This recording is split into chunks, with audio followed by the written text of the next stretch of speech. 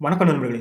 இந்த வீடியோல நம்ம என்ன பார்க்க போறோம்னா, நம்ம திருநெல்வேலி அப்படின்னு இருந்தத, நம் நெல்லை, நம் பெருமை அப்படின்னு மாத்திருக்காங்க. யாருனால மாத்துனாங்க? எந்த தமிழன் அத சாதிச்சாரு? அப்படிங்கிறத தெளிவா இந்த வீடியோல நம்ம பார்க்க போறோம்.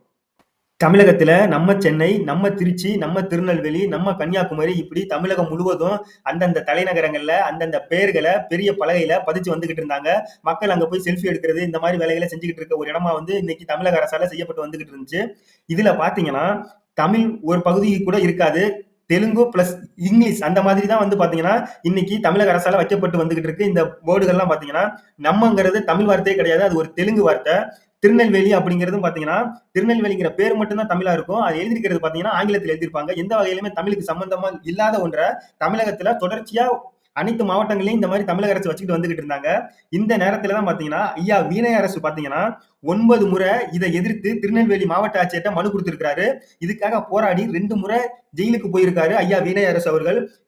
இப்ப வந்து பாத்தீங்கன்னா, தமிழக அரசு அந்த இத மாத்தி நம்ம திருநெல்வேலின்னு இருந்தத நம் நெல்லை, நம் பெருமைன்னு மாத்தி வச்சிருக்காரு ஐயா வீணை அரசு அவர்கள். அவருக்கு நம்ம நன்றிய தெரிவிச்சுக்கலாம். அது மட்டும் இல்லாம தமிழகம் முழுவதும் இதே மாதிரி பல இடங்கள்ல பெயர் தமிழ்ல மாத்தணும் அப்படிங்கிற கோரிக்கையும் நம்ம மூலியமா வச்சுக்கலாம். ஐயா வேணரசு பாத்தீங்கன்னா, தமிழுக்காக இன்னைக்கும் போராடி வந்துகிட்டு இருக்காரு. தமிழக இளைஞர்கள் மத்தியில ஒரு எழுச்சி நாயகனாவே நம்ம பார்க்கப்பட்டு வந்துகிட்டு இருக்காரு. அதுக்கு என்ன காரணம்னு பாத்தீங்கன்னா, இவர் மாரி ஆட்கள் திமுகவோ, அதிமுக கட்சியில போயிட்டு 1 சீட்டோ, 2 சீட்டோ வாங்கிக்கிட்டு, இன்னைக்கும் அவருக்கு இருக்கிற பேருக்கு இந்த 2 சீட்டு, 1 சீட்டு வாங்கிக்கிட்டு அவர் அரசியல் வாழ்க்கைய நடத்திட்டு இருந்திருக்கலாம். பல லட்சங்கள சம்பாரிச்சிருக்கலாம். ஆனா அவர் பார்த்தீங்கன்னா, தமிழுக்காக போராடி நின்னுகிட்டு இன்னைக்கு நாம் தமிழர் கட்சியில பயணிச்சு வந்துகிட்டு இருக்காரு. என்னதான் ஏழ்மையில இருந்தாலும், எனக்கு அந்த திராவிட கட்சிகள்ல இருந்து பணமோ, எந்த ஒரு பதவியோ வேணாம்.